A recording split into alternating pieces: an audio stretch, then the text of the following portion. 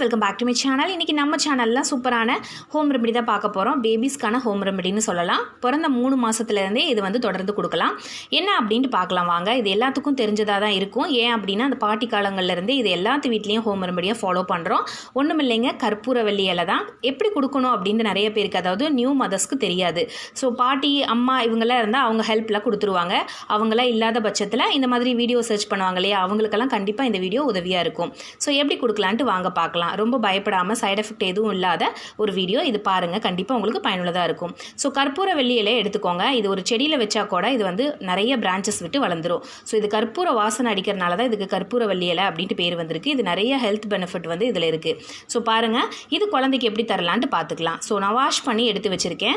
அதுக்கப்புறம் பார்த்தீங்கன்னா நல்லெண்ணெய் தீபம், அதாவது நீங்கள் தேங்காய் எண்ணெயில் கூட நீங்கள் தீபம் ஏற்றி வச்சுக்கலாம்.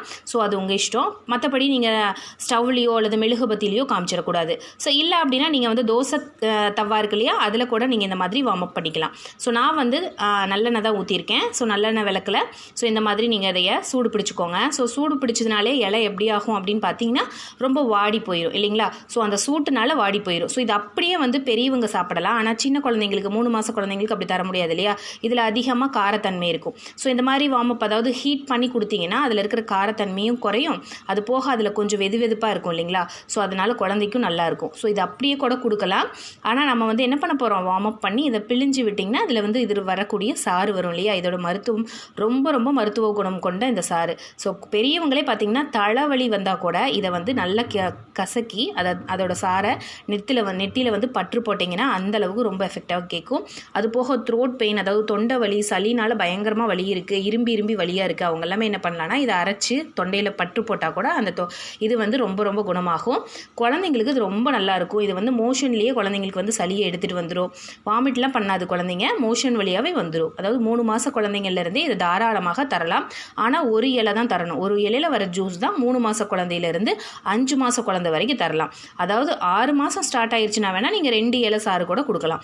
இது வந்து 3 மாத குழந்தைங்களுக்கு மட்டும்தான். ஸோ 3 மாத குழந்தைங்க அப்படின்னாலே இதெல்லாமே கொடுக்கலாம். இது ஒன்றும் சைடு எஃபெக்ட் வராது. இது அவ்வளோ மருத்துவ குணம். நிறைய கொடுக்கக்கூடாது, ஒரு இலை தான் கொடுக்கணும். ஏன்னா ரொம்ப காரமாக இருக்கும், குழந்தைக்கு வந்து அது சேராமல் போகலாம்.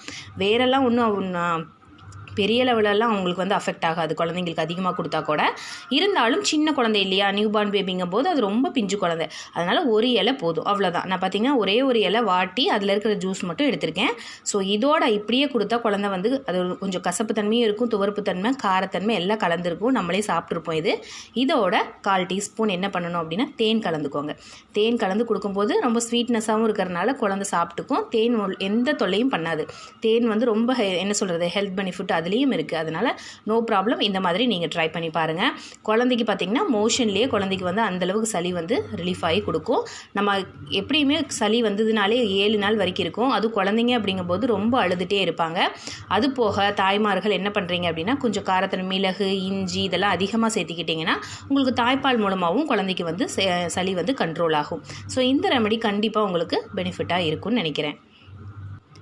இந்த வீடியோ பயனுள்ளதாக இருக்குதுன்னு நினச்சிங்கன்னா சேனலை லைக் பண்ணுங்கள், சப்ஸ்கிரைப் பண்ணி வச்சுக்கோங்க. இந்த மாதிரி கிட்ஸ்க்கான நிறைய ரெமெடிஸ் வந்து போஸ்ட் பண்ணிகிட்ருக்கோம். உங்களுக்கு கண்டிப்பாக பயனுள்ளதாக இருக்கும். இந்த ரெமெடியை யூஸ் பண்ணி பார்த்துட்டு உங்களோட ஃபீட்பேக்கை